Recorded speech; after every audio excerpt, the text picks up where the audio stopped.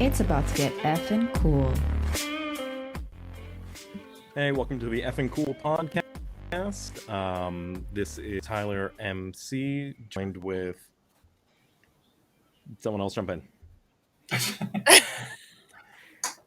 I am Laura, or Doki the waifu. And I'm Zach, and we're here today to talk about some D&D stuff. That's right, we are. D&D is something that I have personally been writing a whole bunch about ever since starting with Effin' Cool. And something I know Laura's been writing a lot about too. And Zach, have you published any D&D articles yet? I have not, because basically we write you guys on, and I'm like, well, that's one less area I have to worry about because there's plenty of coverage now. So yeah, I haven't actually published any D&D related articles as of yet. Okay, cool. Well, I know all three of us play a lot of D&D. We're all dungeon masters, and I'm excited to kind of get on this subject with you guys. So, as we start off most of our podcasts, it's what is effing cool with everybody right now. So, let's start. Zach, what's effing cool? Man, Stranger Things. Stranger Things has been fantastic this season. I'm all caught up and looking forward to Volume 2 coming out soon. Playing in my own campaign every Monday we live stream. That's been effing cool. We're at a really great place in the story right now, and it's definitely gotten intense the last couple of sessions. And other than that, I've been streaming again on my personal Twitch, twitch.tv/HollywoodZach, where I'm currently doing a Pokemon Nuzlocke run with a ROM hack of Fire Red that includes all 898 Pokemon randomized. So it's been interesting. So it's like sprite versions of the new Pokemon? Yeah. Oh, wow. That's pretty sweet. Right. I don't know if they're a genius with too much time on their hands or just a very talented artist. But yeah, the sprite recreations of the current Pokemon all look amazing. And for my first time doing a Nuzlocke run, it's been challenging. the first episode, I tell you what, Viridian Forest nearly ended the entire run. Viridian Forest, I wiped out 4 of my 5 Pokemon. Oh no. And only my Celebi survived, and it was real touch and go there for a minute. But even Celebi managed to tank Brock's gym. I managed to get through Mount Moon and catch a couple of more Pokemon. Like I came back from the edge of failure. So now, is it randomized like the gym leader's Pokemon's randomized too? Or okay, so you can't strategize like that's right. Yeah, that's rough. And see, the other thing is this ROM hack includes randomized move sets. So just because you caught a fire-type Pokemon doesn't mean it's going to know any fire-type moves. Oh, dang. And that makes it even more challenging. Right? Yeah, it's still the same because my Celebi has a bug-type attack that is super effective against other grass-type Pokemon. But yeah, it's challenging. It's a lot more challenging than I was anticipating for my first ever attempt at one of these Nuzlocke runs. And yeah, it's been sad. That first episode was a massacre, but it's been a ton of fun playing through and then seeing people's reactions in chat when we're losing Pokemon by the dozens. See, I'm the like babiest baby Pokemon trainer when it comes to these games. I will save right before a gym, and instead of dealing with everyone like dying and having to go back and like try again, I'll just shut the game off, turn it back on, start from there. See, and with a Nuzlocke, can't do that. Against the rules. Gotta keep going. Gotta nickname every Pokemon. You gotta form that emotional attachment. Gotta form that bond, and then pray they don't die. Yeah, love them. I'm one of those people. Like whenever I do like Pokemon, I just level my starter to like way too high, way higher than it should be, and that's the only Pokemon I use. I remember one time I got my wisdom teeth taken out, and I was still like kind of coming down from the surgery, and my parents thought it was a good idea just to like throw my Game Boy in my hands. And when I woke up the next day, I'd apparently trained a whole team of EVs from like level like egg to sweeping the Elite Four because I just kept doing it over and over and over again. Nice. That's crazy. It was fantastic. I don't know why that was my priority. It was play Pokemon, train Eevees, and eat Jello. That was all I cared about at the time. All right, Laura, what's effing cool with you? Well, I'm replaying Hollow Knight, and that's been really fun. I've been playing around with the idea of possibly speedrunning it, but I haven't gotten good enough at it yet, and that takes a lot of practice. I started watching Moon Knight, which has been delightful so far. And that's effing cool. And what else have I been doing? Yeah, that's really about it. Just watching Moon Knight and playing Hollow Knight. I mean, I haven't played Hollow Knight, but I loved Moon Knight. Moon Knight was just like, I think episode 5, where he meets like, I guess I shouldn't go into too much spoilers. Yeah. When he's on the boat, that whole episode with like all the flashbacks was so expertly done. Yeah. Agreed. That was the surprise. You're going on a fields trip. Yeah, actually though. Yeah. Oof. So you have that to look forward to. I really hope they incorporate him more into like the whole MCU. Like, I'm Yeah. not sure. I don't think I've heard nothing about like a season 2, or if they're gonna bring him in for like Moon Knight and Friends and team him up with somebody. I have no idea. But like even just like a cameo, because he's got one of those suits that like you don't need to bring Oscar Isaac back to bring Moon Knight as like a background character somewhere, you know? Yeah. I hope they do, because Oscar Isaac's fantastic, but you don't need to. Maybe for that Thunderbolts movie they talked about. Yeah, maybe. I know conventionally Moon Knight isn't on the Thunderbolts, but since when has the MCU been conventional? Yeah, I know.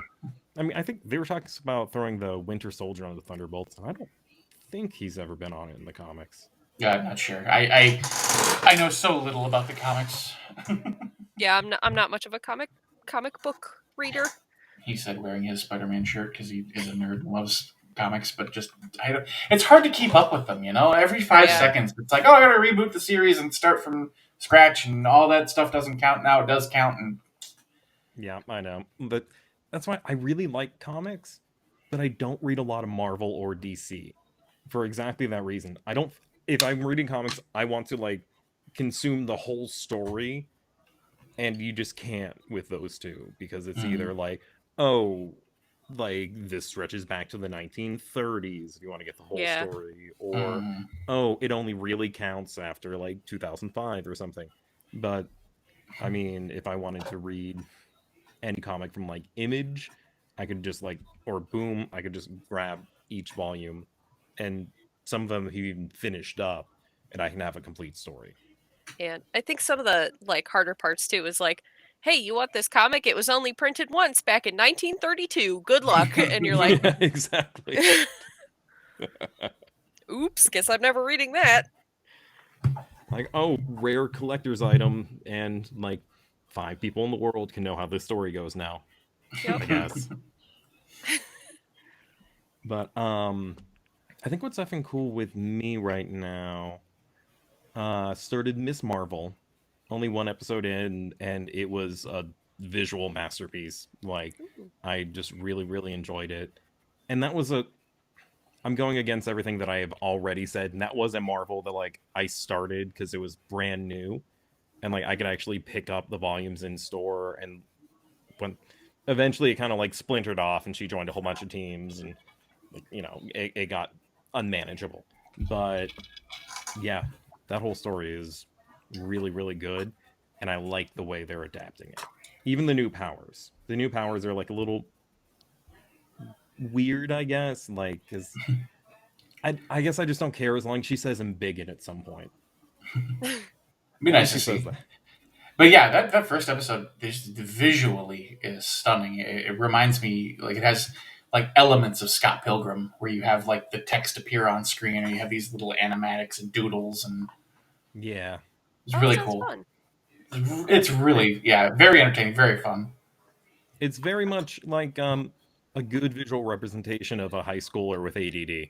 which is something I can speak to a lot, where she's just like looking in the clouds and it's just like cartoons happening as her parents are trying to have a serious conversation with her about getting her driver's license.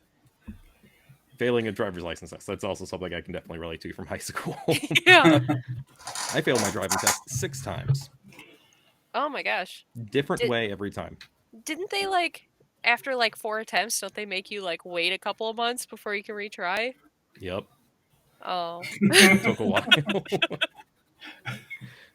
I'm trying to think what else is cool. I'm reading a new comic series. Oh, I guess it's not new. It has only 3 volumes and it finished up. It's called Crowded. It's set in like I think they say it's like 5 minutes in the future, where essentially there's like an app for legalized assassinations. And like if you crowdfund enough money, whoever takes out the person on the app gets like that crowdfunded money. And it's about a girl who wakes up and all of a sudden there's $1 million Reaper campaign on her and she has no idea why. Oh no. And it's actually really funny and dark and like, I don't know, I've just been really enjoying it. That's a very interesting concept. Yeah. Yeah, because they got that. And then there's like an app called Defender. And of course, taking all the vowels out, just totally, doing like we do.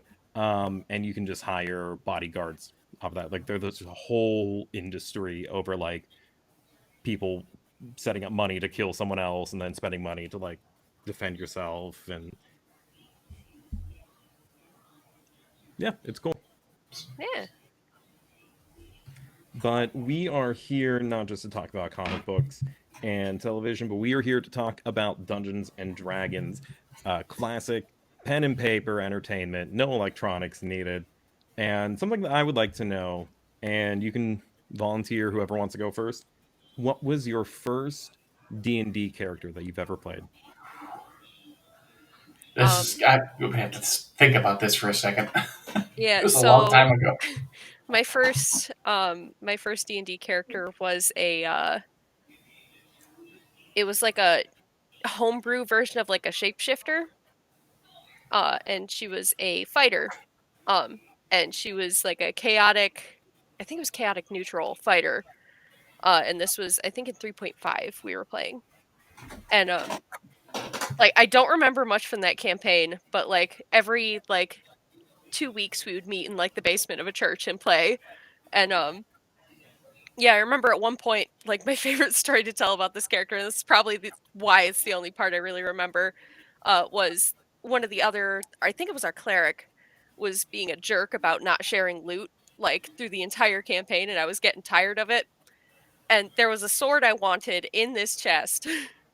And the cleric was like, "You can't have it." And he starts taking all the loot. So I had slammed the chest lid on his head. And I rolled a nat 20 for the roll. And he had to make a new character after that. And like part of me like now feels really bad because losing a character like that is like terrible. But at the same time, don't hog loot. And at the same time, D&D is that place where talk shit, get hit is so much more actionable than it unfortunately is in real life. Yeah. You know? I mean, to me, that's just poetic justice, right? He's hoarding loot, he dies by getting the chest slammed in his head. Yeah.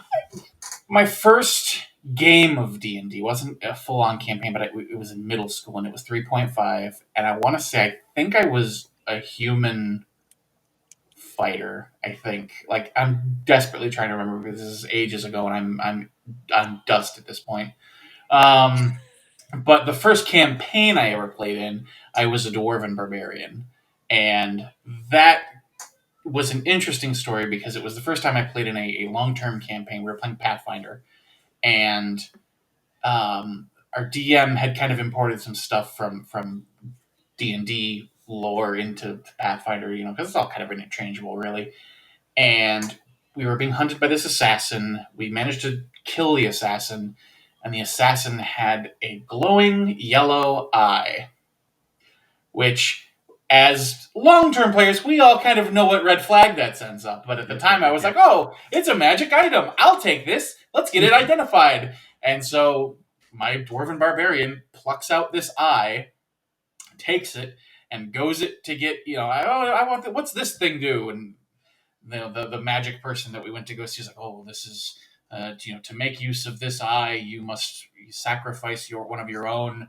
And while the party was arguing, oh, we should destroy it, we should do whatever, I just was like, yeah, my character's gonna take his dagger out and gouge out his eye and shove the eye in there. I was chaotic. I was like, I don't know what this is. This is gonna be fun. Let's try it. Yeah. And I believe one of your first characters got the freaking eye of Vecna. Our DM was just like, this is going to throw some chaos into the party, and he was absolutely right. And so yeah, the Eye of Vecna found its way into the skull of Ephraim Bronzeguard, a dwarven barbarian. And yeah, nowadays I'm just like, how the hell did that fly? That was a mistake. That's like the beauty of like early characters, though. You don't have like that information that you might have now of like, oh, deck of many things. Insanely dangerous, as opposed to, oh, hey, deck of cards. Yeah, I'll pick one. Yeah. It's a tarot deck, right? It should be fine. Yeah. It's a deck of cards. What could happen? Did you guys see? They published the Vecna dossier recently. Mm-hmm. I was actually just looking at that. Yep, they statted out Vecna for 5e and made him terrifying. Like, he has 3 reactions a turn. Oh no. And a counter spell that deals damage. Already that is terrifying. Yeah. I was looking over the stat block earlier, and I'm just like, how mean do I want to be to my friends? But yeah, my first D&D character, it's, I took a lot of surveys where they're like, what was your first edition of D&D? And my first edition of D&D was actually the D&D Next playtest. It was the playtest that eventually became 5e. Oh, cool. And a buddy of mine in college had access to the playtest and had recruited all my other roommates to play. And I'm like, oh, fuck it. Yeah, I'll play. Sure. So I got like my first set of dice. And I made a wizard named Tornok. And in the D&D Next playtest, there was a feat that got changed a whole lot. It was elemental affinity, where back then it would allow half of the damage of any spell to be of like your chosen elemental type. So like I had like Cone of Cold, so half of the damage would be cold damage, half the damage would be lightning damage. And like I had so much fun flavoring everything to be like half fire, half lightning. And in reality, it didn't change anything. Like sometimes you would hit something with like fire resistance and like get a little bit more damage, but yeah, I just remember I made up a whole bunch of just like random crap about this guy. I'm like, oh yeah, no, he grew up in like a secret library and like he writes in his like spell book to kind of create his own spells. And then like I remember the first game that we played where we went into that library and I'm like, oh, in this game, the things I say get real, and that kind of hooked me. God, yeah, and I had a lot of fun adventures with that guy. I once convinced a bandit that the rope we tied him up with was snakes, and I think we told him that he had come down with a bad case of the snakes. And I rolled really well on the deception check for that one. And throughout the adventure, there would be like rumors in towns of like, oh, don't do XYZ or you might come down with a bad case of snakes. It became like this kind of like legend. You've invented your own STI. Into. Oh. God, yeah, that was a great time. Oh, that's hilarious. But yeah, I can't remember how long ago that was because D&D 5th edition came out like 2014. It must have been like 2012 was like my first game. Gosh, I can't believe it's been that long since 5e came out. I remember it was like a big deal at the time too. Like, yeah, it was. Jeez. Yeah, I remember. Oh, especially because like I said, I've been part of the playtest. Like I knew it was coming out. I knew it was going to be really, really good. Because after that, I played a game in 4e. I didn't like it. It was a good campaign. But, like, I was playing a druid, and instead of like, spell slots and features and stuff like that, it was almost like buttons. Like I had a sheet of like squares that explained like a thing I could do or like an attack I could do, and like there was no strategy to it really. It was like buttons on a keyboard for like getting stuff done. Or like I couldn't turn into any animal. I had like animal forms, each with like their own ability, and it was fine. But yeah, so everyone here is also a dungeon master. I'm a baby dungeon master. Gotta start somewhere. Baby dungeon master is a dungeon master. Yeah. Only have a year's worth of experience. Yeah, that counts. It's good enough. Yeah. What was the impetus for you to like become a dungeon master as opposed to just playing? So for me, it was kind of a combination of our current DM wanted a break, and nobody else in the group of friends that we play with kind of had any ideas to what to do. There were talks of like, oh, maybe we do a niche RPG, like, somebody runs Fallout or somebody runs this or that. And I had been deep diving into Critical Role during the pandemic. And like, I finally just was like, I think I can do this. I think I can try DMing. Like, it's just telling a story. And the hardest part of it is keeping track of combat. And even that's not hard once I figured out Beyond. Because Beyond had like, here's the combat stats, here's the tracker, here's all this. And so I was like, I think I can do this. Okay. So I made really crappy maps using a really great program called Incarnate. And my art was terrible, but my players still appreciated the effort. And I just started out with this idea of like, I'm going to try to make this world and we'll play a few games and we'll see how it goes. And I think like I spent a weekend, more than a weekend. I spent like a 4-day weekend. I spent from like a Thursday to a Sunday. And I was like, here's the first like 6 sessions worth of like, here's places they can go and things they can do. And I'm going to just create this story. And that first session, man, I had the nerves. I was forgetting, enemy attacks. I was forgetting like, oh, this can do that. And like, oh, if I need to roll this for that. At one point, I think I accidentally closed the tab that was keeping the combat tracker up. And I was like, oh, shit, I just closed the combat tracker. Sorry, guys, I'm going to start again. Very nervous and very panicky. But like by the 3rd, 4th, 5th, 6th session, I'm just like, okay, I get this now. And it was just kind of overcoming that initial nerves that was the biggest hurdle for me. But yeah, basically, I picked up the DM mantle because nobody else wanted to do it. So I was like, I'll give it a shot. Why not? Yeah, it's kind of the same hat for me. So like, a bunch of us were talking about, oh yeah, we want to play in D&D, and like, okay, yeah, we'll start making up characters and stuff. And I was sitting there, I'm like, we don't have a DM. How are we going to play D&D without a DM?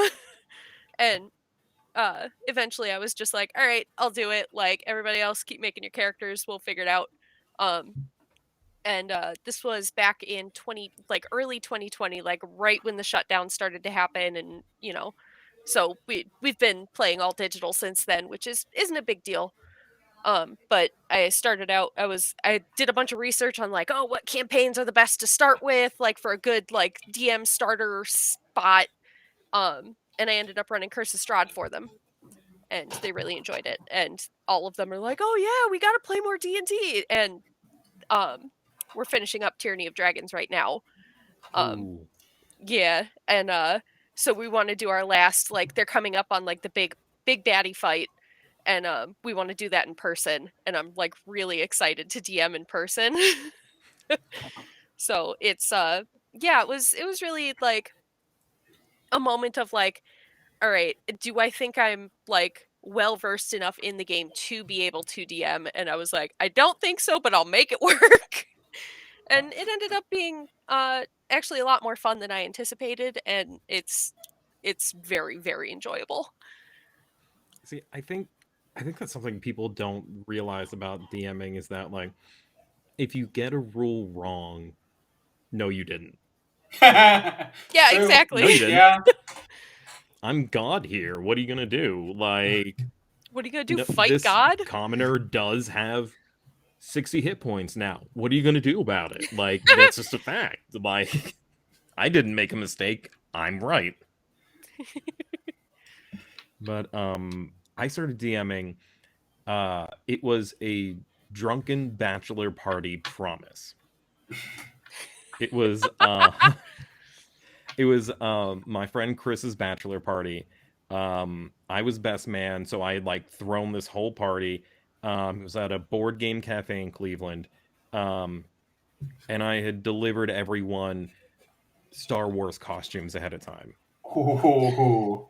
And I just said, I told him nothing about the plan. I just said, here's your costume, here's the address, be here at this time. So we just got drunk, played board games, fought each other with lightsabers in the parking lot. It was a great time. They went back to my place, and I was talking about D&D because I think I had relatively recently, like I started playing a D&D campaign that like I couldn't really make all the time, and some of the guys that were like, "Oh yeah, that sounds like fun. We should play D&D," and I'm like, "I will DM for you. I want this to happen so bad. I will figure it out. We'll just set a day. We'll make some characters. It'll be great." Oh my god! And that evolved into our elemental evil campaign. That became like it started growing. Like more people kind of came into it that weren't at the bachelor party. And we ran the what was that elemental evil campaign? Princess of the Apocalypse? Princess of the Apocalypse. We ran Princess of the Apocalypse from beginning to end. With like very little like modifications. Like I didn't really change it around too much. I ran it pretty straight from the book. But yeah, it just kind of became like a weekly thing for a while, or like, twice a week or so. And then we finished up. I remember I was so excited because I brought out, like, for the final battle against like this elemental evil god of like Earth, I had like this huge Godzilla like figurine, and I had it in my backpack, and I just kind of like took it out and just like plopped it on the table, and I'm just like, here we go. And then that group evolved into our current Dungeon of the Mad Mage campaign, which I guess is like my second long-term campaign that I DM'd. I have like a couple like one-shots or like short things in between. But yeah, Lauren, that's when you came in. That's the one that we're playing, and we're hopefully gonna get started up maybe next week, because we took a little break because I was traveling for work and having a baby and lots of other stuff. But yeah, just something about being the god of the world that really played to my ego very well. And I was gonna say, there is a sort of god complex that one has to either have innately or acquire when becoming a DM that helps things, I think. I think it's good to like inflate your ego a little bit too much whenever you DM. Mm-hmm. I think it's good to like no one wants to fight like a timid Strahd. No. Yeah. They want to be like, no, this person has plans on plans and I need to be afraid. Meanwhile, you're sitting there like, scribbled down notes and you don't really know what you're doing, but they don't know that.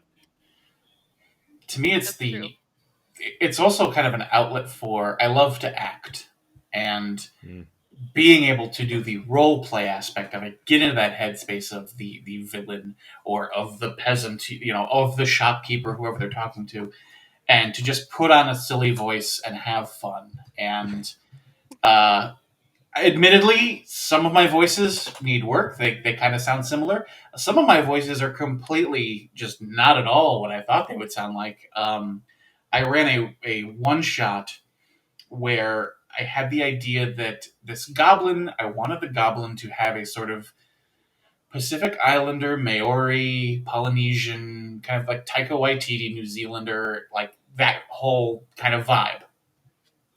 Opened my mouth, and the voice that came out was Linda Belcher.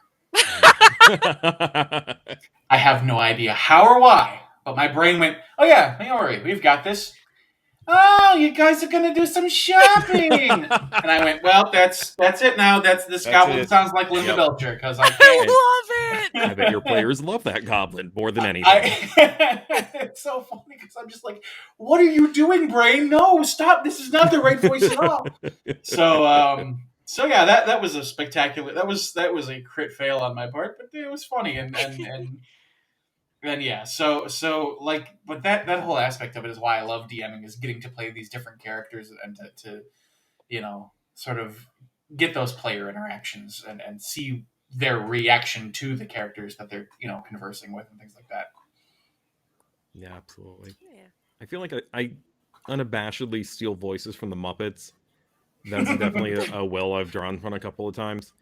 I feel like if I like really try for a character voice, like a touchstone from some kind of media, whether or not I reveal that, don't worry about it. But like, I know there was one voice I even took just from like a weird TikTok that I saw one time. There's like this weird TikTok of like a lady talking about like, she's like in a nursing home and like, when I was little and I touched a TV, it would zap you a little bit. And it was just like this weird old grandma voice, and I'd use that for a Kuatoa.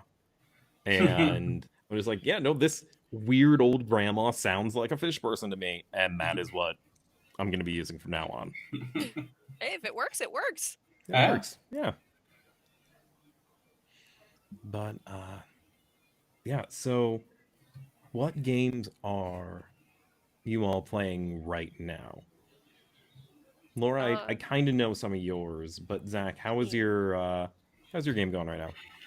So the game I'm actually playing in right now, we stream every Monday, 5:30 p.m. Eastern, on Twitch, twitch.tv/Seorion Chronicles. I think it's all one word. It might be Seorion_Chronicles, or that might be the Twitter. Either way, search Seorion Chronicles and you'll find it. And I'm playing with a fantastic group that I met on Reddit, of all places, because I was in the mood to play a game. I said, okay, I'm having fun DMing. I want to play. I want to get into a campaign. And so I searched looking for a group on Reddit, and came across a post, and it was like, hey, this is a homebrew world that I've been working on and looking for players, and we kind of want to do streaming. It's not really a thing that's definitely going to happen, but we might do it. And I was like, well, I mean, either way, I'm good to stream. I'm okay with being in front of a camera, obviously.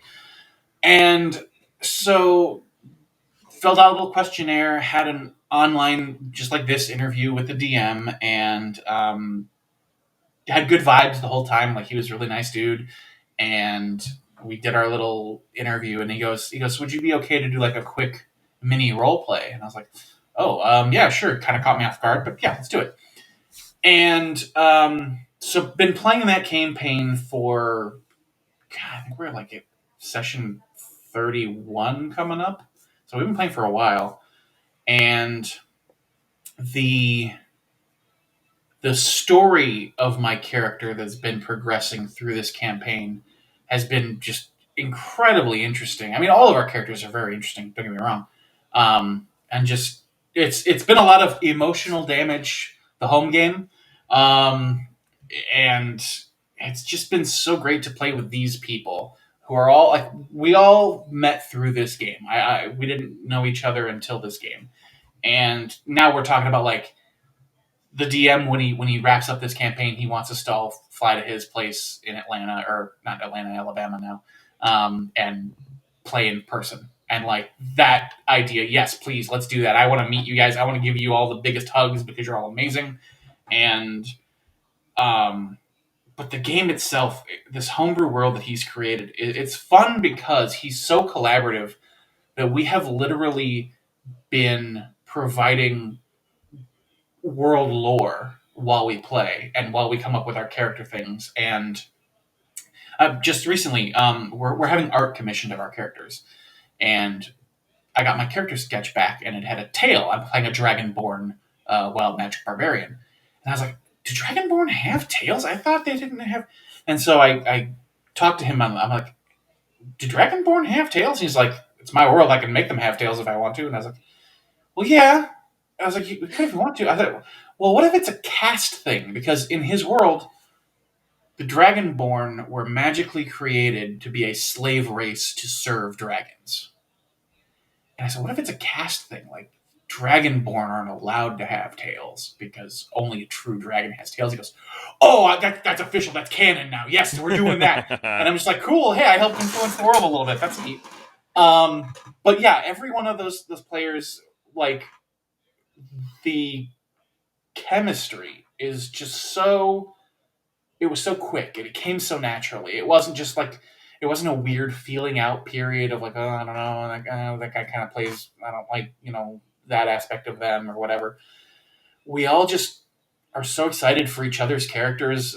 We just dealt with a bit of a political intrigue story regarding our sorcerer who had her uncle literally killed in front of her with all of us in the room, stuck because of a neurotoxin. It was a whole big thing. We lost our we lost our rogue, who was a warforged in that world. They're called Urigs, and we lost him because an evil presence took over the Urig body and deleted the personality that was the person we knew.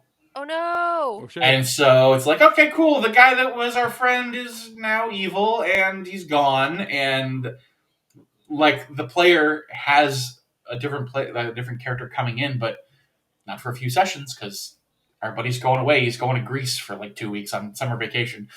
So it's like, oh, we can't wait that long. You need to get back here. We need to play more. We miss you. But yeah, so his character's gone, and the rest of us are just kind of like going, what the hell just happened? What the hell just happened? What the hell just, like... You can see it in our reactions when the DM is describing everything. All of our faces just go,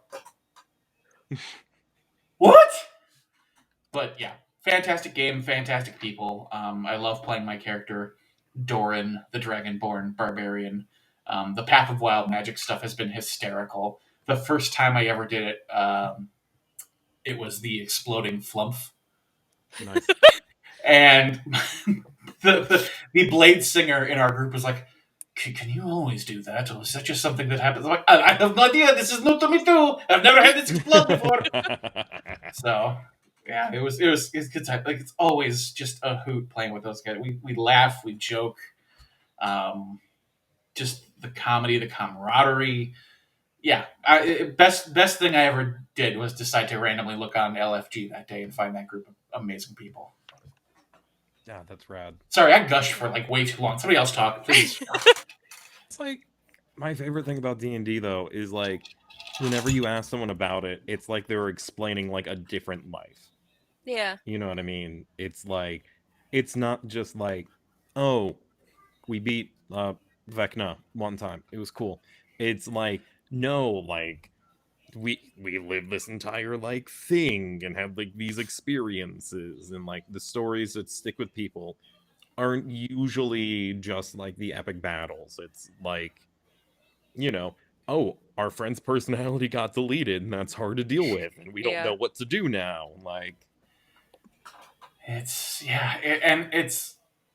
speaks to, I think, that like this character that I'm playing currently, Doran, is one of the characters that I will have the most emotional connection to in a weird way, just because of how involved.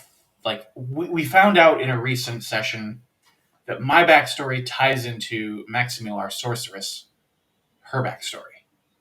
Because she is a sorceress of draconic bloodline, and she's a tiefling draconic sorceress, and it was revealed that the dragon who had experimented on her is the same dragon who had experimented on my character Doran and is responsible for my wild magic outbursts. And so we found that out, and I went like, oh, what? I was like, holy crap, Sarah, our characters have backstory together? What? This is amazing. So they took the sorcerer and added some dragon, and then they took the dragonborn and added some sorcerer.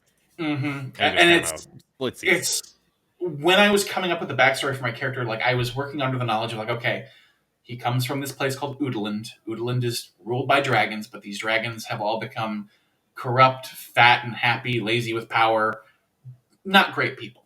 And being born into slavery, like his mother died from exhaustion, his father died at the hands of their master because he was trying to like revolt. And when I saw my father killed, Doran was ready to just lash out, and the master was going to have him killed when this draconic mage, wizard, whatever he is, stepped in and was like, hang on, sire, I think we can do better than just wasting this body. I think we can just give him to me. I'll make sure he suffers. And so, like, weeks went by of magical testing, experimentation, torment, and it was because of my wild magic abilities that my character was able to break out of the holding cell and make his escape. And so, like, my character went on the run. He got onto a fishing vessel off of the coast of Oodalin to like escape. And he ended up meeting up with a couple of these other people doing missions for this a mercenary group. And that's how he met, some of the other players in the party in our session 0. And just the story aspects of it, like, again, no idea that backstory would tie in with our sorceress. And having that come out in game, you can literally see my jaw drop in the footage. Like, I watched the playback and I'm like, oh, wait, here it comes. What?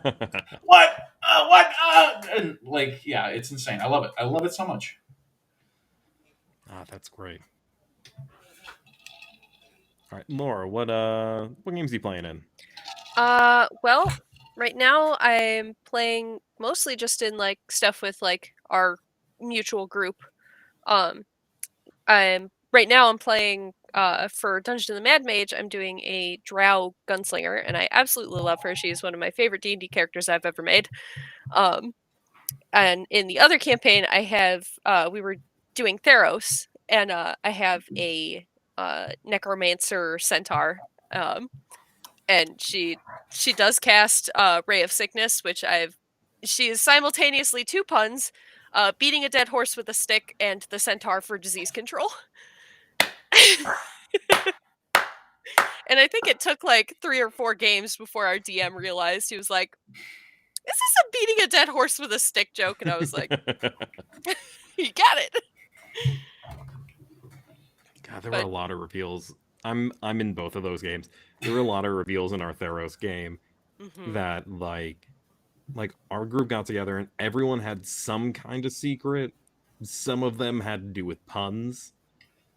Like, I know, like, our one friend was playing I don't know if you remember exactly. It was he's playing a satyr bard, and we found out later he was raised by wolves. Like, he just dropped that in passing, and I'm like, hold on, what the hell are you talking about? He's like, yeah, people just kind of called me Guy, and that's why I just kind of took the name. It's because, like, before then I was raised by wolves and didn't really have a name. And I'm just like, God damn it. That's fantastic. Yeah, we actually just wrapped up the latest chapter of our Theros campaign. I'm playing a satyr alchemist, and I found that as like someone who DMs a lot, if I'm gonna be a player character, I need to be as chaotic as possible because I just dropped something. I hope it doesn't sound too loud in the audio. Because if I'm too much of like a rogue mastermind trying to like figure things out and be like, oh, there's probably a trap here, or oh, like this lamp was described very detailed in the room, I'm gonna go investigate it. It's like, no, I want the DM to like be free to do whatever they want. I'm gonna be as chaotic as possible and be the one who's gonna push the button. I'm gonna be the one who's like, something needs to happen with the plot along. What does my id say? What is like the thing that is going to like make stuff happen? And then in Dungeon of the Mad Mage, I am the DM, and it's one of my favorite campaigns I've ever run, but it's also one of the most daunting because Dungeon of the Mad Mage is 23 levels, and we're on level 3 because y'all keep franchising. Like, they turned level 2 into a pizza restaurant. They turned Skull Island into a family fun land. Family Funland. And they're turning it into a theme park. That's amazing. And I'm trying so hard to make this a scary campaign. But I also incorporated the Acquisitions Incorporated rules. Oh, there you go. Mm-hmm. So they were sent down there to franchise, and boy howdy are they. But that ended up being really, really fun because, like, I'm not sure if I've ever told you this, the war that we had in our last game isn't in the book. That's not something they expected us to happen at all. Oh my god. That just you ended up being... all of that? Yeah, all of that. Holy baloney. That was really good. The characters that are in there are, like, from the book, but you just kept making allies and enemies and allies and enemies. I'm like, all right, everything's going to converge. You'll get, like, a couple of days to get all of your allies together. I'm getting all these enemies coming through. And we ended up just having this, like, huge blowout battle. That had, like, a lot of consequences later on. Or I guess there will be consequences later on. Spoiler Don't like alert. that. Nope. But yeah, we're gonna get back into it soon, and I'm very, very excited because again, it's a 23 level dungeon, and every level I have something personal planned for each of like the characters, and like these are all like things I've been like having like prep for like a very long time, so they feel like old news to me, but we're gonna finally get to play through it, and that's just very, very exciting. Yeah, But I'm Zilnixra... actually... Go ahead. Go ahead. No, you first. I was just gonna say, Zilnixra is such a great character, by the way.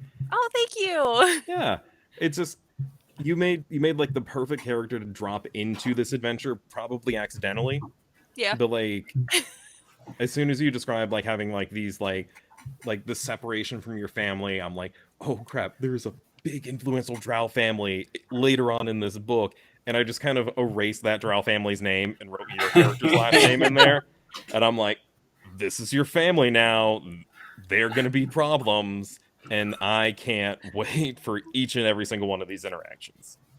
Yeah. It's been really, really cool the way that you've been, incorporating all of our backstories into it. I know sometimes, DMs will just run strictly off the book. And I really, really, really like that you're personalizing it towards each of our characters. It's very, it's actually influenced the way that I've been DMing, because I'm actually running Princes of the Apocalypse for another group right now. And we're on, I think, our third session. Tomorrow we're playing. And I've been trying to, gear it more personally towards their backstories. And, I asked one of my players a question, and the only response was, I don't like this. You're scaring me. Sorry. But thank you for that.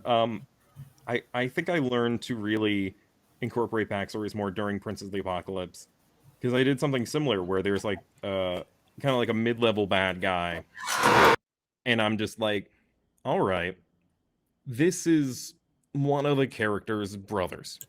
Like, one character had a brother who had died that kind of influenced her to begin, and I'm like, no, he didn't die. He became this guy. And that led to not just when she saw him face to face and realized who it was, but he had no memory of going on. And then eventually I thought I had set it up for the conclusion of he was a human who had died, and then they had fused him with a fire elemental, and he was the key to kind of unlocking this elemental being.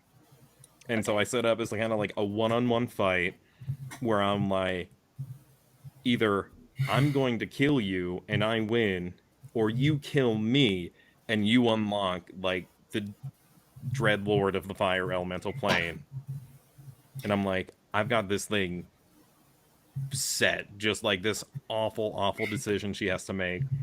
And she ended up dropping her weapons, and she's like, I'm going to go and hug my brother.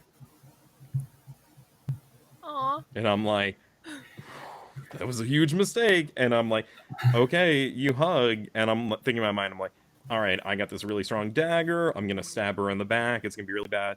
I'm like, is there anything else you want to do on your turn? And she said, yes. Now that I'm making physical contact with him, I cast Banishment. Oh.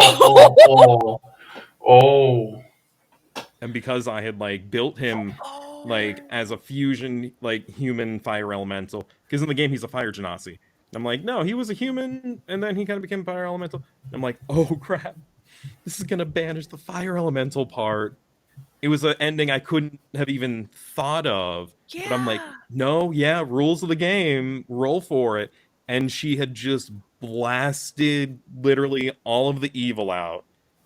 And she was like the cleric of light in this party. So it was just this huge blinding bass of light. And it was like, I felt like it was a huge mistake continuing the game after that point. Because that was the best ending that like any TV show could have thought of. Yeah. Like my jaw was on the floor. It was fantastic. I think that also is part of the great thing about this game is as DMs and as players, just sometimes player choice trumps anything you have planned. And you have to roll with, you have to be like, yes, this is what I want. This is better than what I had planned. We're going to go with this. Mm-hmm. I had a similar example in the end of our campaign. My party is up against the dragon because I'm unoriginal as DM and the big bad was a dragon. And so the paladin had basically sacrificed himself to save the bard, because the bard, turns out, was the daughter of this dragon. And she didn't know it because she'd been adopted. Her mother tried to keep her safe. It was a whole chosen one kind of storyline. And he was an Oath of Redemption paladin. And he's like, this is my redemption. I ran away from a battle as a coward, and now I'm trying to redeem myself. This is how I redeemed myself. He's like, that's how I want my story to end. And I'm like, perfect. Yeah, you rush in, you protect her, you fend off the flames as much as you can, and her harm is minimal, but you collapse to the ground, and everyone's like, well, no, wait, we can save you. He's like, no, I don't want to be saved. Like, this is his arc. This is his redemption in death. And I was like, oh, I listened to the player on this one. Yeah, you go to reach out with your magic healing, and for some reason the magic doesn't connect. And so, and when you have to do those things as DM on the fly, and like just say, doesn't work. You don't know why, and it's because it fits so well in the story. And moments like that, those moments of just players blowing you away with their in the moment creativity, it's fantastic. Yeah, you can't beat it. I don't have any like heroic stories like that as a DM quite yet. I'm really hoping that like the Tyranny of Dragons, like the last fight, is going to have some good stuff in it. But I have a kind of goofy story involving players' choices. So I have bequeathed my players a bag of magic beans. Ooh. And I found like a vanilla friendly modified wild magic chart, so each number does something different instead of just like the classic chart. It's like a homebrew one. And so one of my players took leftover from the Strahd campaign. He had a thing called a dream pastry. And it is made to basically put you into a trance for X amount of time, depending on how much of the pastry you eat. And this woman was selling them in the Strahd campaign, and for some reason somebody bought one, and then the reason was lost. But he took this dream pastry and put one of the magic beans inside of it. And at the time, because he had eaten an apple that came from one of the planted beans, he had basically a potion of like giant size. So he was big. So he takes this pastry with the bean in it and shoves it into this dragon's mouth. And I was like, all right, I'll roll it up on the wild magic chart. We'll see what happens. And at the time, I want you to picture this big ice cavern, right? And this dragon is hanging on the ceiling of this cavern.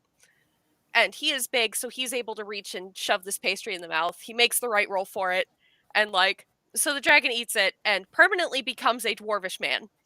He still has all of the racial traits of a dragon. He still has his dragon breath. And like, but like he starts having a really bad acid trip and is permanently turned into a dwarvish man. The only way to reverse this is with like a wish spell. So that's the best. Yeah, so like love that kind of chaos. He ended up like having a really bad acid trip. He fell off the ceiling because he didn't have like the dragon claws anymore, and he fell off the ceiling and rolled off part of a cliff and like took a bunch of damage there and was just having a real bad time. And just like having the freedom to let your players make choices like that. Like I could have easily said, "Oh, sorry, you can't reach the dragon," or like its mouth isn't open so you can't make, but like giving the players the choice to be allowed to do something like that, I just think is a really fun power to have as a DM, because like their creativity like shouldn't be stifled. And it's really, really fun to watch them go with things like that. But man, when you set up a whole like ancient white dragon fight only to be stopped by a pastry and a frickin' bean is something. Dwarf was also naked too. Yeah. Oh my god, I never thought about that. Yeah. Dragon wasn't wearing clothes. Yeah. The naked dwarf man in the ice cold snow tripping balls. Like, oh my god. But yeah, to what you said, Laura, about or creativity, and collaboration. Yeah, that's absolutely. This is a collaborative storytelling game, and exactly. as a DM, you absolutely shouldn't stifle the creativity of your players. You should, as long as it doesn't get like too out there. Depending on like, if you're trying to run a theme where it's like, okay, this is a dark gothic, there's vampires and this is gonna be scary. Yeah, I want to play as a clown. Pagliacci maybe, but I don't know about a clown. I mean, it could be a scary clown. It could be a scary clown, sure. We actually, it's on the back burner right now, but I have a Curse of Strahd campaign in the works where my players are all playing as variations of classic Universal movie monsters. Ooh, that's fun. So it's like Monster Squad versus Strahd, and that'll be fun. As soon as I can figure out how to run the module in Foundry, I think that's going to be a fun little campaign to run. Because I don't know why that idea just struck me, but I was like, man, that'd be. So you have a mad scientist. I think it's an alchemist artificer, and you have help me out here. What's the Reborn? Is the undead? Yeah, Reborn. Yeah, Reborn lineage. So that's the Frankenstein's monster. We have a vampire. We have it's so funny to just have these monsters fighting D&D Dracula, and that's great. I'm looking forward to that eventually. I've made a Ravenloft character one time. I haven't played in Ravenloft yet. I just got like the Van Richten's guide, and I got really, really excited. He's a Hexblood Paladin, and I basically made it so that like he made like a deal with a hag to like save his family, but then in exchange he has to spend his days like spreading like fear and dread like as like his job. And so he did that and ended up like trying to like run away from his family, and then ended up finding his way into Ravenloft, where to spread fear and dread he gets to be like the happiest like guy in the world, just bringing like smiles and cheer, and that just fills everyone else with dread in Ravenloft because everything's a little bit topsy-turvy. So just someone who like kind of ended up being like a like almost ruthless but like ruthlessly happy, like toxic positivity isn't the right word for it, but that was kind of an idea I was playing around with. There's like someone who's like positive and happy in Ravenloft, and that gets twisted and bad. Yeah. I know we're running short on time a little bit, but that kind of reminds me of I wanted to ask, are there any character ideas or character concepts that you kind of have in mind that you eventually would like to play someday in a campaign? No, tons. Yeah, What's a couple. Okay. By all means, what's a favorite one of yours that you're thinking like, I think I'd love to play that? I had an idea for like a vampire that is like, 500 years old, but is only like adventurer level 3 because he got tired of sitting in the house all the time and wanted to go out and see the world. And like, I really want to do that, but I'm like, oh, he can't go in the sunlight. How am I gonna do that? So I think I'm starting to work on a homebrew world, and I think I'm gonna make him an NPC in there, like an adventurer that only goes out at night. Very cool. Yeah, let's see. I definitely have that Hexblood Paladin, which I think is the one that I've done the most work backstory-wise on. But I've always had this idea for a Dragonborn Warlock who would have been Circle of the Fiend, mostly because I read about, I think they're called Abishai. They're like dragon devils, essentially. They're like devils who would like work for Tiamat.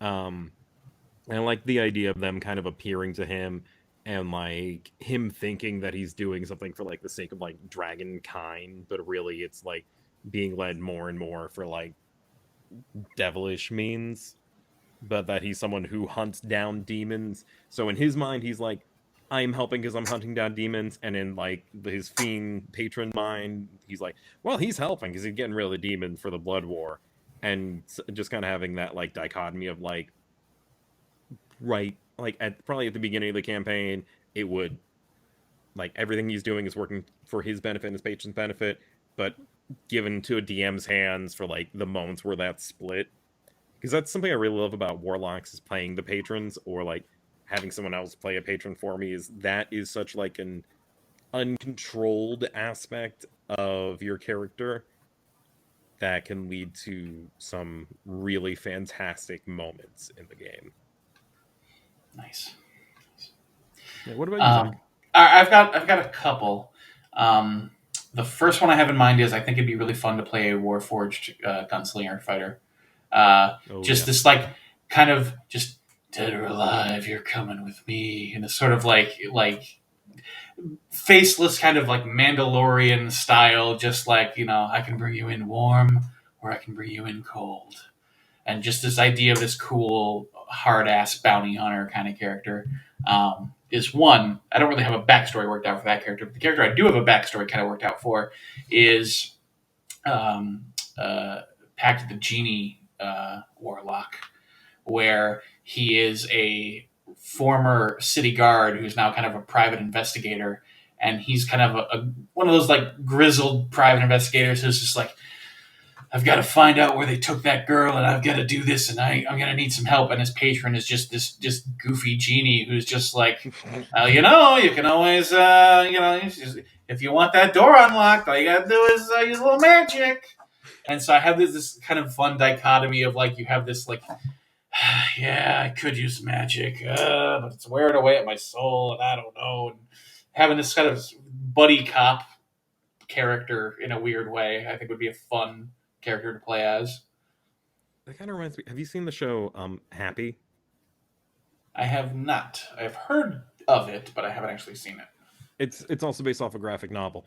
It's a grizzled detective trying to solve like a young girl's murder, and he ends up somehow being able to see that young girl's unicorn imaginary friend when no one else can.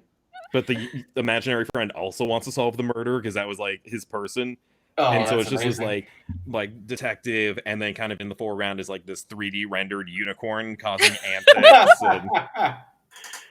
That sounds amazing. I'll have to check that out. Yeah, I've only seen the first episode. It was a series I was like, oh, this is really interesting, but I just don't have the time to watch it all right now. Yeah. But if you guys want, I do have a game set up. Ooh, yeah. All right, I'm gonna turn on screen share.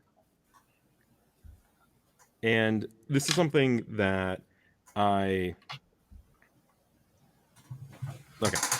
is something that I had prepped in Microsoft PowerPoint, but all right, everyone close their eyes for a second. We're going to turn on the PowerPoint. Okay. I pressed PowerPoint, and then I imported it into a Mac, so I don't know if it's going to work. Okay, open your eyes. Can you see? Okay, I see a white screen. Yes, white. Okay, perfect. So, this is it a monster from Morgan Kane Presents Monsters of the Multiverse? Oh boy. Or a Neopet? Oh, okay.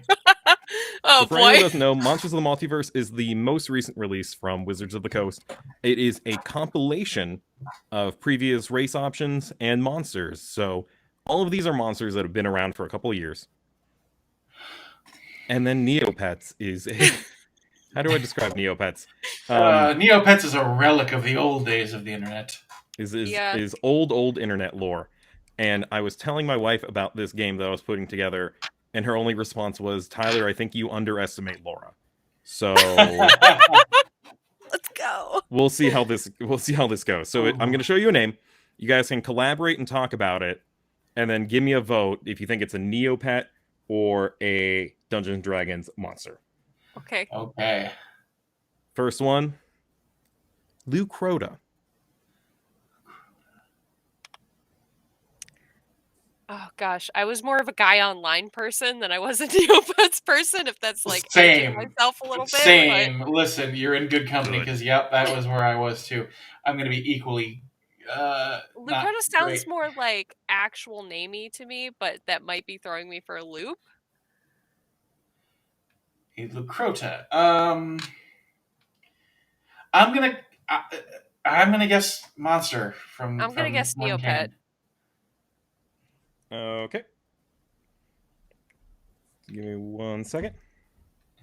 A Lucrota is what you would get if you took the head of a giant badger, the legs of a deer, and the body of a large hyena, and put them together and reanimated them with demon ichor without bothering to cover the stink of death. And that's what it looks like. Yeah. Oh, dang. Yeah. It is terrifying. Yeah, I hate that. Next one. Oh, that didn't go right. Oh. Next one. Neogi. Neogi. See, Neo in the name, I think is... Do you think it's a dead giveaway, or I think it's a misdirect. I feel like it's but at the same time, it could genuinely be a Neopet. Oh, gosh. Oh, God. I'm going to have to flip a coin for this one, because that's about as much as I'm going to... I'm going to guess D&D. I'm gonna guess a Neopet, just to be different. A Neogi looks like an outsized spider with an eel's neck and head. It can poison the body and the mind of its target, and can subjugate even beings that are physically superior. And that's what it looks like. Oh, God, I hate that even more. Ugh. Yeah, that's somehow even worse. Spider stuff is just... Yeah, they're nasty little buggers. Yeah. Ah, dang, some of these things didn't work out well. A Zvart. Bless you. Zvart is what happens when I eat too much garlic. D&D monster, I think? Because it seems to be all the Neopets are screwing up, so this one didn't screw up. So I'm thinking that's not the pattern for the whole thing. I'm thinking it's a monster of the multiverse. I'll guess Neopet. Zvarts are cowardly, greedy creatures spawned by renegade demigod Raxavort. They have blue skin, orange eyes, and receding hairlines, mirroring their creator's appearance. They stand about 3 feet tall. Oh, goodness.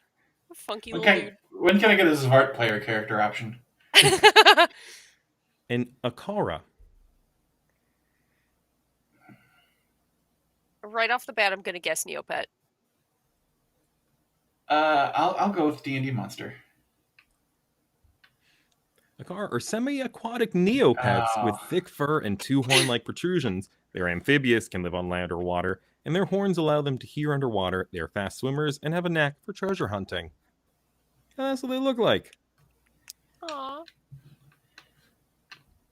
Zafara.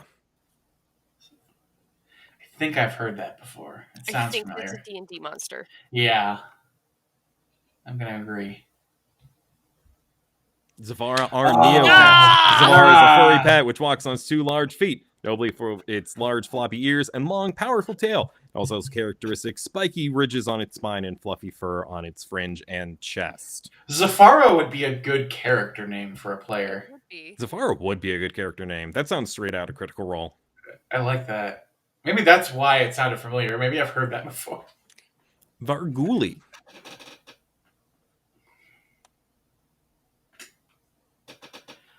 I don't. I'm gonna go with Monster of the Multiverse. Yeah. Yeah, same. Shrieking, flapping, and hideous to behold, with a body like a severed head and wings in place of ears. Varguli boil out of the abyss to infest other planes of existence, such as Carceri, where they are a menace. Each Varguli carries a disease that creates more of its kind. A flock of Varguli on the wing is a plague of chaos and evil. And they actually, their like disease is that I think if they kiss someone and infect them with it, their ears grow wings and their head flies away. Yeah, their head takes off about. Yeah, so I think those actually, I'm prepping because they're finishing the Tyranny of Dragons. I'm starting to go through the Descent into Avernus book, and I think these are brought up, and that's why I was like, I think I heard that. Yep, that one's a monster. Galert. That's gotta be a Neopet. That sounds like a cute name. The Galert is a loyal and brave canine-like Neopet. The current design was chosen from Pick a Galert competition, where the Neopet team combined the winning picks of 2 and 5. And that's what it looks like. It's like a little ghost dog thing. Oh, that's cute. I don't know Neopet lore in real life, so this is just copied from the Neopet wiki, which is I prep this at work, and like being on the Neopet wiki, I'm always looking over my shoulder, just like, God, I really hope no coworkers catch me, because explaining this is going to be weird. Yeah. A measle. That's a disease. I want to say Neopet because again, it just strikes me as one of those cutesy names for a. I'm gonna go D&D. Measles are malicious hermits who fled to the Shadowfell to escape their mortal existence and contemplate their misery. The shadows transformed them, and their bitterness made them twisted and cruel. Now hate burns in their hearts, and they resent any intrusion into their suffering, waylayers, travelers who venture too close to their lairs. Alhoon. I'm gonna guess Neopet. Yeah, that one sounds like a Neopet. Mind flayers that pursue arcane magic are exiled as deviants. And for them, no everlasting communication with an elder brain is possible. The road to lichdom offers an alternative way to escape the permanency of death, but that path is long and fraught with barriers. Alhoons are mind flayers who have used shortcut to attain a lich-like state. That's actually really cool. I've never heard of that before. They're really cool. Kiri.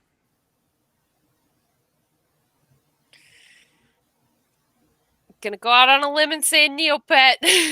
I'm gonna say monster. I'm gonna be wrong, but I'm gonna say monster. Yep.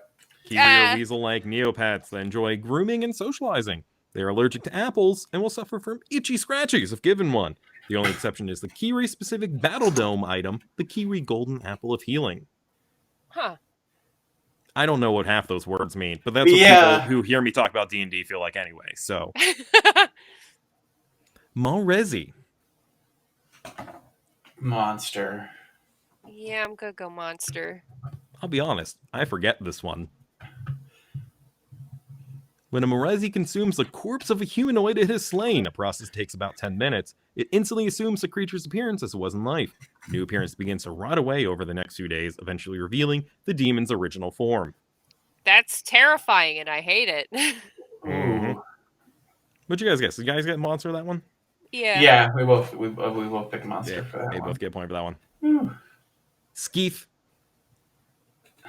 I'm gonna guess Neopet because it's the name Keith with an S at the front. That makes me laugh. Skeeth. I'm gonna pick monster just to be different. Skeeth is a dragon-like Neopet, so a little bit of both. When you found in Neopia, they have a thick and bulky body with small wings that are able to support their weight when flying. The general thick shape of their body is partially due to their skeleton, as shown in the Skeeth of the transparent color. They're big bone. They are big boned. Cow. Moo. That makes me think Neopet. Just funny name. Like variation on cow. Yep. Yeah, it's a cow Neopet. My logic is sound. Kind of like. It's cute. Okay. I'm gonna stop reading these. Do lightning round for the last few. All right. Nagpa. Monster. Monster. Yeah, that one's a monster. Dark Crystal. Yeah. New Paribo. Neopet. Neopet.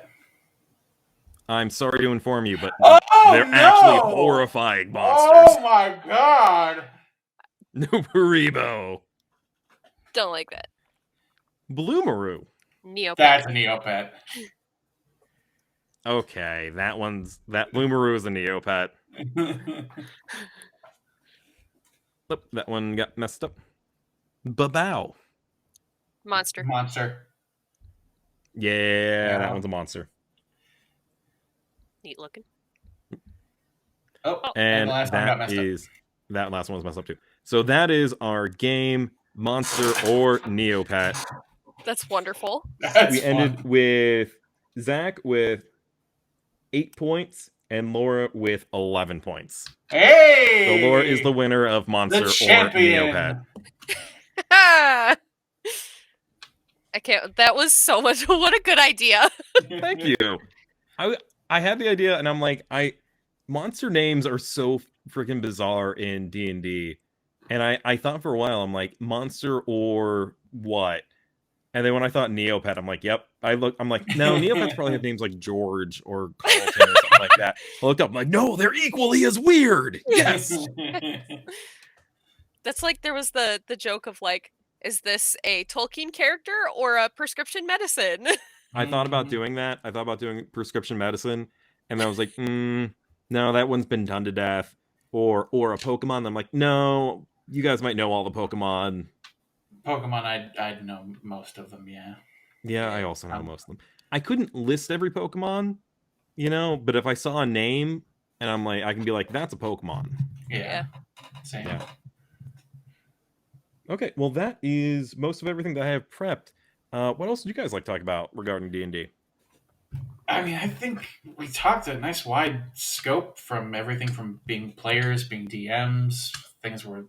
I guess we could talk about... The last little topic I wanted to bring up was, can we talk about the beautification of Vecna in the new media?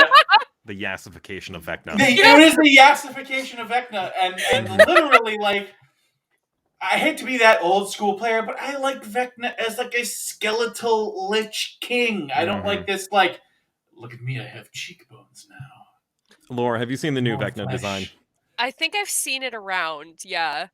Yeah, he's like his bones are like kind of like have like gold plating on them almost. Yeah, and he does have great cheekbones for an undead guy. Mm-hmm. Oh yeah, I did see this going. It was actually going around on Twitter earlier today.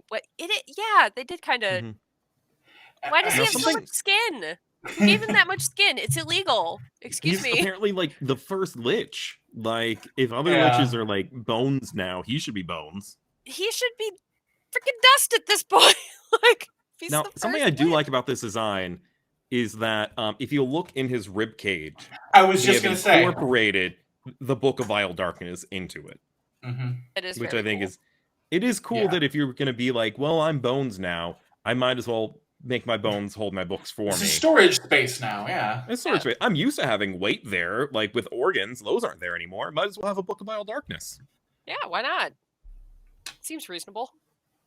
Yeah, see now, I'd be more okay with it if like there was like a whole adventure for Vecna. Like that art leaked a while ago. Actually, I think that art officially leaked as a Funko Pop first. Really? Because I remember that coming out and everyone being like, that's not Vecna. Who is this guy? Like, Vecna now. Doesn't look anything like Vecna. But it had like the D&D logo on it. So everyone's like, I guess that's Vecna now. And then this art kind of leaked and they started doing some videos about Vecna, including one that had like a great story from Chris Perkins, one of the story leads on the Wizards of the Coast team, who talked about a story he had heard of the head of Vecna, where there's, the hand of Vecna, you want to attune to it, you chop off your hand, put it in its place. The eye of Vecna, take out your eye. And then, like, this party had found, like, the head of Vecna. Oh To no. put it on, you have to chop off your own head. Yeah. Well, this guy chopped off his own head. Turned out it was just like a ghoul head that was like left on the ground. That the party had assumed, because of the temple they were in, was the head of Vecna for some reason. No. So some character just chopped his head off, and the DM was like, well, I guess you're dead now, pal. Like, what did you think was gonna happen? That's terrible bait and switch. But yeah, I mean, you don't really survive. You gotta do some kind of like check on that. You can't just assume like. Can't assume. You need the identify spell, because oh boy. Yeah. But something else that I learned, because I'm glad you brought this topic up, is that because I've been doing a deep dive into Vecna. His name is an anagram for Vance. And he was put in the game as an homage to the author Jack Vance. Oh. Jack Vance, his magic system is a system that they use in D&D. Like, he's kind of the guy who, in his fiction, invented kind of the idea. I don't think they called them spell slots, but like, you know, like you can only cast so many spells a day. He was the one who had the idea of like kind of a recharge time for like spells, and different spells at different levels. It required a different amount of energy and stuff like that. So Vecna was kind of a tribute to him, and now he's in Stranger Things. Now, I haven't seen the season. I don't think that's actually Vecna. I think it was just a spooky guy that the kids who like D&D are like, well, he's like Vecna. Let's call him Vecna. I've seen it and I don't want to spoil it, but okay, don't spoil it. But I will say that the Vecna name does come from, in the first episode. Their D&D group is called the Hellfire Club, which no notes. Great name. And in their D&D game, they are going up against Vecna in the game, and so that inspiration of, we just played against this creature, Vecna. This creature from the Upside Down is doing this thing where he's cursing these people. It's Vecna's curse. This is Vecna. We're going to name it Vecna, just like they did with the Mind Flayer and the Demogorgon and all that. Exactly. Yeah. But yeah, no, the actual enemy is not the Vecna of D&D lore. No. Yeah, when I was going to look up the new Vecna look, one of the autofills was Vecna Stranger Things, and I was like, and I mean that is definitely, I think, the push that is why Vecna is as hot, meaning popular, not hot meaning like hot, but like that's why the push for Vecna has been so great, is because of this season of Stranger Things, and then having that tie-in, as it were. Yeah, like I saw Vecna trending on Twitter the other day, and I'm like, what? Like, I was like, I know D&D's like popular these days. I didn't think it'd be that popular. I'm like, trending on Twitter popular. Yeah, exactly. Yeah, it's definitely made me go back and think like, do I want to run a campaign where I have Vecna as the big bad? Now that I have a stat block for him, I kind of do. Yeah. Like, I don't think I will, just because, again, like, our Mad Mage campaign, our big bad is the Mad Mage. You know, and he's a very, very high level caster. And I had a lot of fun the other day or it wasn't the other day, it was a while ago. The party had encountered him on date night. Like, which again, not something that was in the book. The book just mentioned that him and this one character are kind of in a relationship. And I'm like, they're going to find them on date night. That's great. And so he's just this huge, like, Halaster Black Cloak, this huge high-level, like, caster who has, like, a cloak of many eyes and, like, this huge beard and madness in his eye. And they just casually encountered him in this woman's home making tea. And then she was like, oh, Halaster, honey, like, I had asked for green tea, not black tea. And he's just like, oh, wish spell. And he just cast wish to change her tea to the kind of tea that she wanted. All of us were standing there like, I'm just excuse me? I was like, that might be the best way for me to communicate this man's power. It's not like the destruction of a civilization, not like, you know, like this huge high-level fireball. I mean, no, I want him to use the most powerful spell in the game for something mundane. That is madness incarnate in my mind. Yeah. So I mean, at one point, one of our friends like encountered him in like a weird vision thing, and then he turned into orange sorbet. That was God, what's that spell called? It's that spell where you make like a snowman of yourself and then simulacrum. Simulacrum. I think it's simulacrum. And I'm like, it's he's supposed to just like design it to snow, and I'm like, no, that's boring. Sherbert. So that's Vecna's great, but my style of DMing is much more like, no, this highly powerful magic caster is insane, and that making that funny but also scary is exactly up my alley. Yeah. I mean, like, if you wanted to incorporate Vecna into something, I mean, there is, in Strahd, there is, like, a post-Strahd thing you can do that is, like, the Dungeon of a Lich. And you could turn it into Vecna and make it a lot more scary, especially after dealing with something as, already as scary as Strahd. Like...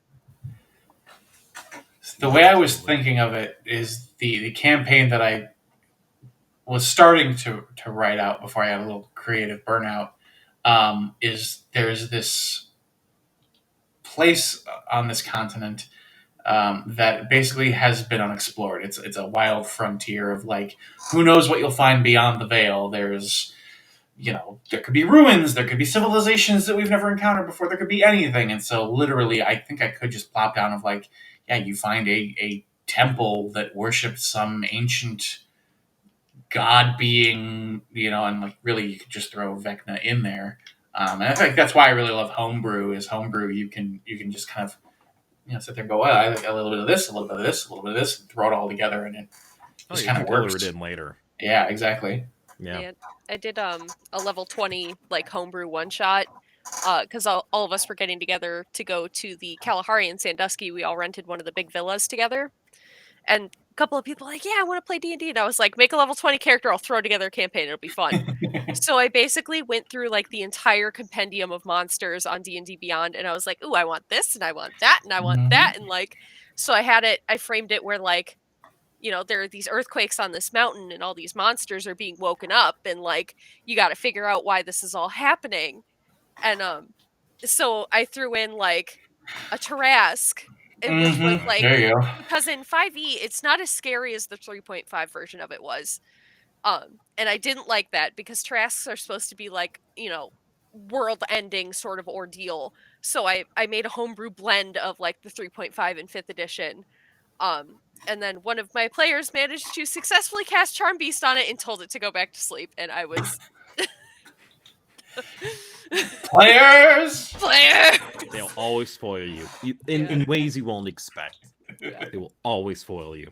Yeah, but I managed to get them to fight a mountain, and that was pretty fun. So, because it ended up being like, I forget what it's called in Final Fantasy, but it was like a mountain on the back of a giant turtle. Oh, sweet. Yeah, it was really fun. I think fun. in D&D, is that the Zaratan? I think so, yeah. Yeah. Yeah, giant earth turtle. Oh, yeah. Gosh, I'd love to run a level 21 shot someday. Do it. It'll be fun. It's super fun. Just like, just don't hold back at all. Like, I don't like holding back against my players anyway. Like, if I'm like, no, if it's going to be a battle, it's going to be a hard battle. Like, I've definitely leveled up like some monsters before. If I'm like, not hard enough, let's throw some more stuff in there. But really going all out and picking anything from the monster manual that you want sounds like just a blast. It was so much fun because, like, I went through the list and I was like, okay, here's everything with a cool name. And then I went from there because, like, I really wanted to do, like, the Demi-Lich, like, where it's just, like, the skull. Yeah.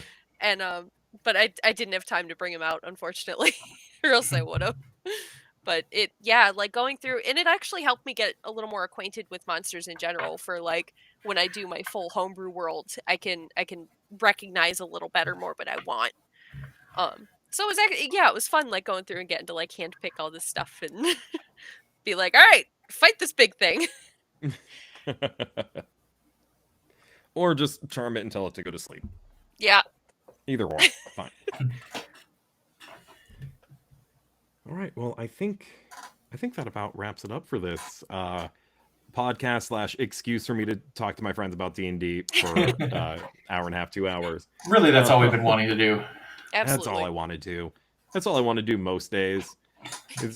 Every now and again, like I like to wear a D&D shirt just to see if I like catch it, like if anyone like looks at it like around town, just be like, is new friend talk about D&D? I want to talk about D&D. Hasn't worked yet, but someday. I had like an older guy approach me at the DMV one time because I had a shirt that said it was like you go to push the orc off the cliff and then it has a picture of the D20 and it has a 1 on it. It's like instead you give him a gentle caress of the back. And this older guy at the DMV approached me. He's like, "Is that a Dungeons and Dragons shirt? I haven't thought about that game in years." So it was fun, like getting to talk to somebody who knew like the older systems. Mm-hmm. God, I want that to happen to me.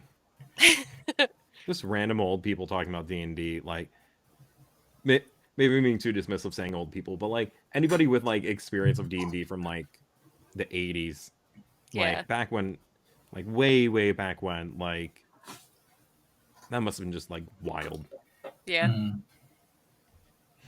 But I think to close things out, let's just give everyone, for anyone who's listened to us this whole time and is wondering, how do I get into this game? What is everyone's best tip for getting into D&D in the first place? If you're going to start off by doing some research, D&D Beyond is a pretty good place to do some research.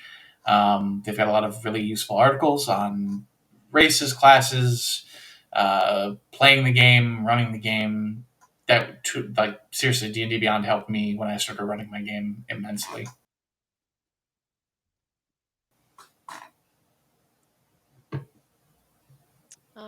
Let's see. I think it would be like, gosh. I mean, because like what I did is my husband was playing with a group of really cool people, and then they invited me. So, don't be afraid to put yourself out there. I guess would be, if it's something you want to try, go to your local game shop, see if they have a group that runs. Get your hands on like a copy of the player's handbook and start looking through like, oh, I kind of want to like play this race and like this class, or and just kind of put yourself out there. Don't be afraid to ask questions and reach out to people who have more experience than you and stuff like that. This would be read our articles on EFNpod, where we talk about getting into D&D and how to pick a race, how to pick a class. Actually, I'm still working on how to pick a class article, but it's coming out soon. But more seriously, we are living in the golden age of podcasts, and it's like growing up, like I didn't necessarily learn how to play baseball from playing a lot of baseball. Like I would watch it with my dad. Like I'd watch it on TV, and like I would kind of the feel of how it's going, like be kind of part of like cheering it at. And if you want to get into D&D, a way to do that is to listen to some actual play podcasts, like Critical Role Zone. There are so many top-notch, like with high production values, the games that aren't just storytelling, but then they also kind of explain the rules, or like they kind of like mention like features, like you learn all about how to play by watching other people play, and then you can also get ideas for like whenever you eventually make your own character. Like there's absolutely no shame in stealing a character anyway, you know what I mean? Like you can play Batman. If you want to start off like your first character, you're like, I want to be Batman in a game, you can do that. I could think of like a dozen different builds for a Batman. Whether you want to literally be a Batman or the Batman, you can do it.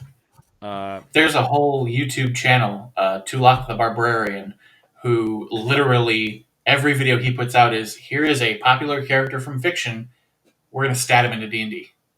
You can literally go to his channel and say, I want to play as, Raven from Teen Titans.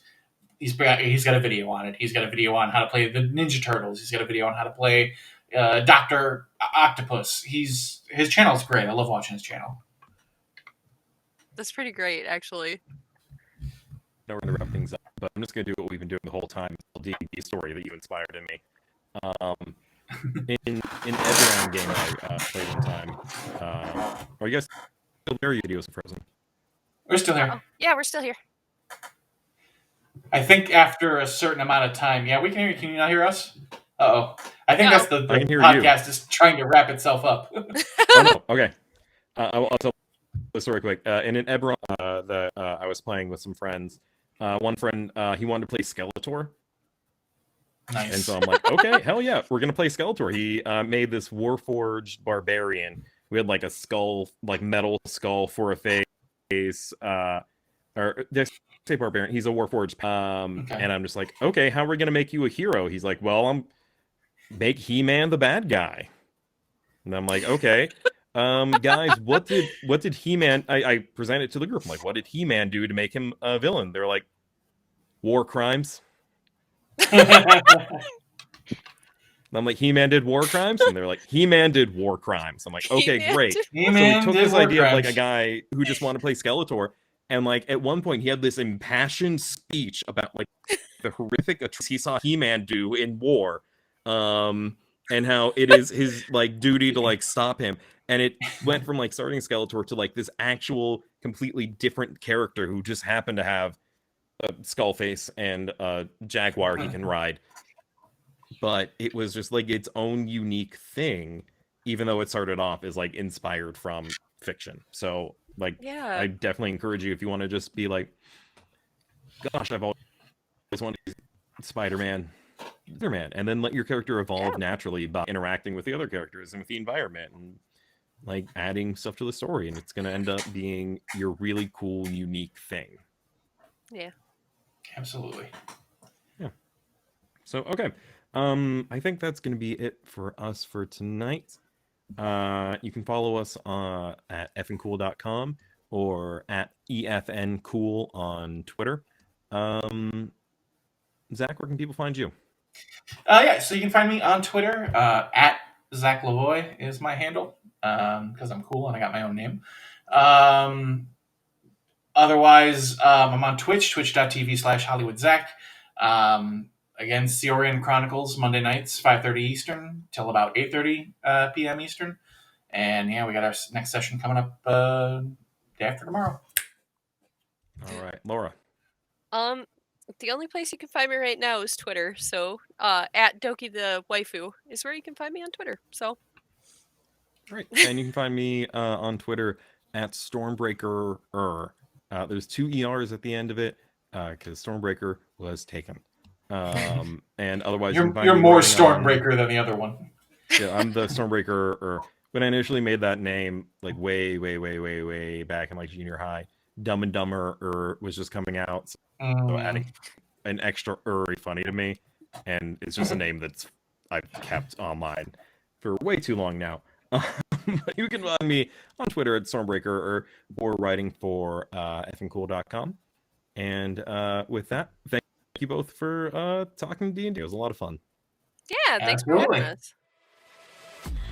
If you like what you heard, please rate, review, and subscribe wherever you get your podcasts. Want to get in touch? Tweet us at EFNcool, or you can email us at effencoolemail@gmail.com.